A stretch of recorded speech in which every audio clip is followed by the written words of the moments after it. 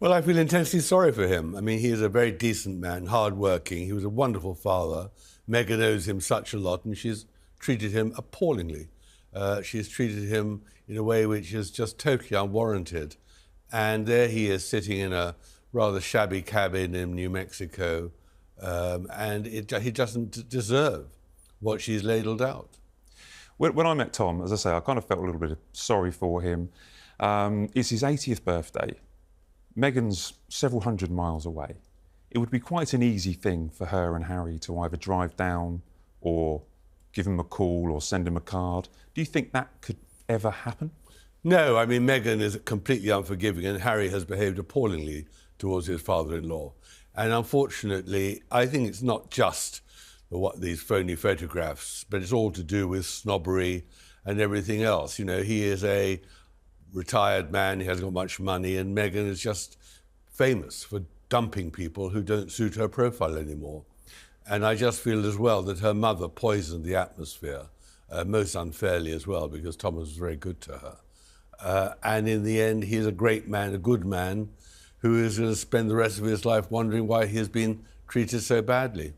Well, you paint a picture of this in your book, Revenge, where you list many occasions where Meghan has, I think we call it ghosting someone, where Meghan, I think there was one incident you report in your wonderful book where when she was a child, she would give a silent treatment to one of her friends. She would almost turn her back on her until her friend decided that she would speak to her again. I mean, this is her behaviour. This is what she does, but this is her father. It is her father, but she did the same to Harry and his family too. I mean, Meghan is an agent of poison. She actually is able to destroy relationships. And when she cultivates relationships, it's always for her own good, her own purpose. So she's not actually someone who's any generosity of spirit. And it is really one of the great sadnesses of this whole saga that in the end Meghan has destroyed the relationship between Harry and his family, just as she has destroyed the relationship with not only her father, but also her half-sister. I think with Meghan, you know, I've been devil's advocate, but I feel a little bit of, I can understand possibly that she feels a bit betrayed by what happened with Thomas when he was, you know, making those paparazzi pictures just before her wedding. There was obviously a lot of stress going on with Meghan. She's spoken about, you know, the stress that she was going through before the wedding, and I don't think, you know, those photographs really, the stage photographs really helped. I mean, is Thomas maybe to blame for the fact that Meghan doesn't talk to him? Does he hold a little bit of the blame, maybe? Meghan doesn't care about her dad, setting the tone for astonishing allegations. A royal expert, Tom Bower, is introduced to discuss his findings. This is a typical tabloid setup, sensational, attention-grabbing, but ticking a clear clickbait box. It relies on emotional load to engage viewers even before any evidence is presented. Bower states Thomas Markle suffered a stroke, and instead of visiting him, Meghan chose to attend another public engagement. This segment hinges on timing and motive, but lacks concrete pinpoints. When was the stroke, and what event did she supposedly skip? Without specific dates or sources, it feels speculative. YouTube.com. The expert asserts Meghan's response was astonishingly cold, implying calculated indifference. This is powerful rhetoric, but subjective. What qualifies as astonishing? We need comparisons, facts, or first-person statements to validate it. Tom Bower expands, Meghan didn't seem to care and moved on quickly, neglecting her father after his medical crisis. No, I don't think at all. I think what happened was in the run-up to the wedding, he was just abandoned, whereas Doria, her mother, got a lot of help from the palace on what to do, how to cope and everything. He was absolutely besieged by journalists once they found out where he was living, and no one came to help him. And even when he had his heart attack and wasn't able to get to the wedding, no one was there to help him. So I think that the palace behaved appallingly towards him, abandoned him, very much, I think, because Harry and Meghan themselves just weren't there to help him either. They just thought he was someone who could be ignored, and that was a great tragedy for him, and I think also for the royal family. You talk about being ignored. I mean, Thomas, over the years, has spoken out, and I think that Meghan has kind of got frustrated at times. But that's all he has. You know, if his daughter's not talking to him, then that's all he has, is to speak to the media and give his side of the story and try to get a message towards Meghan. Well, yes, we've got to remember another thing about it. Meghan's mother deserted her when she was 2 years old. No one ever saw Meghan's mother at school in all her years, both at primary and at secondary school. So Thomas, working phenomenally hard as a lighting director, always made sure that he was at home then for Meghan, took her out at weekends, paid for her schooling, paid for all the things, including her union ticket, to become an actress.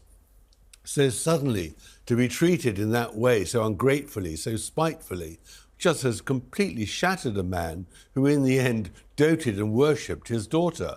And he can't understand it. And he just thought that the letters and the things that Meghan publicised about what a terrible man he was completely unwarranted. And of course, that's the indication of Meghan.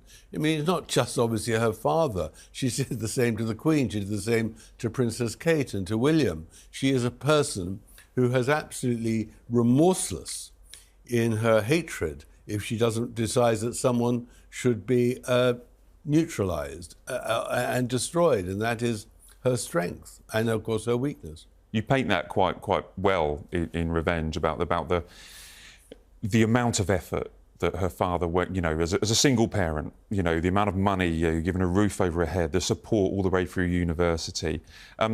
Thomas maybe feels now's the time. Now he's ill, and he is seriously ill. We've both spoken to him, been out there and met the guy. He's not a very well man. Now is the time, as 80 years old, that he, a parent would expect their successful daughter, but not only the successful daughter, but also his son-in-law. I mean, does Harry need to maybe reach out to Tom at some stage? Because he's never met him. Never met him, but I think it's too late for all that.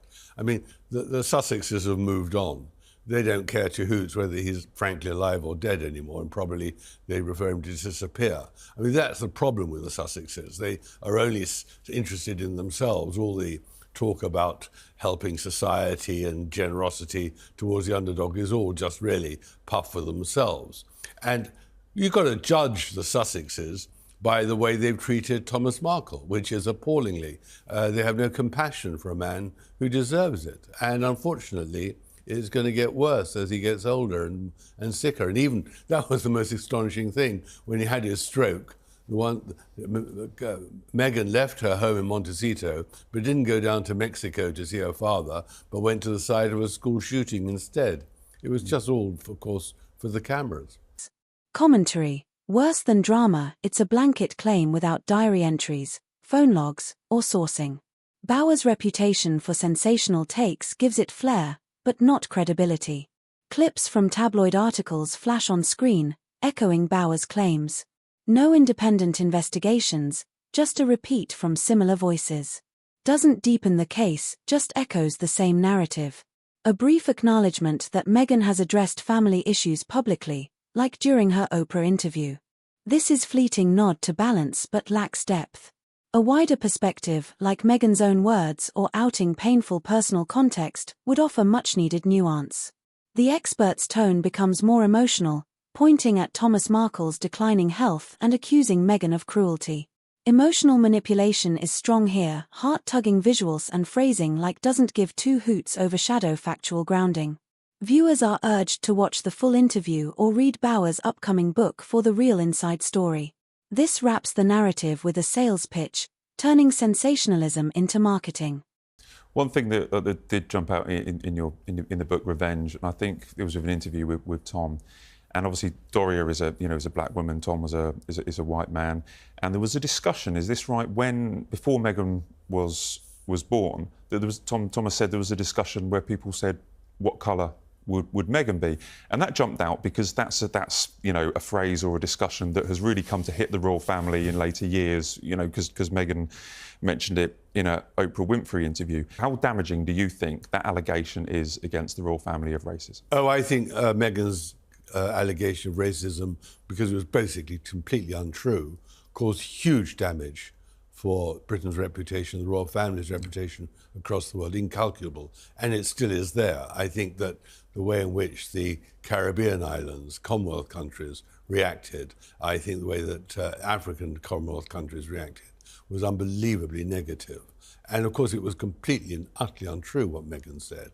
And what was remarkable was that Harry contradicted her in the Netflix interview, and then afterwards denied it even said it. I mean, they literally forgot that it was recorded. They tried to pretend they hadn't accused the royal family of racism. It just shows how short-sighted they are and how limited they are. But no, I mean, the damage was huge. It was intended to be huge. I mean, she had rehearsed that line, as she had rehearsed the whole of the Oprah Winfrey interview.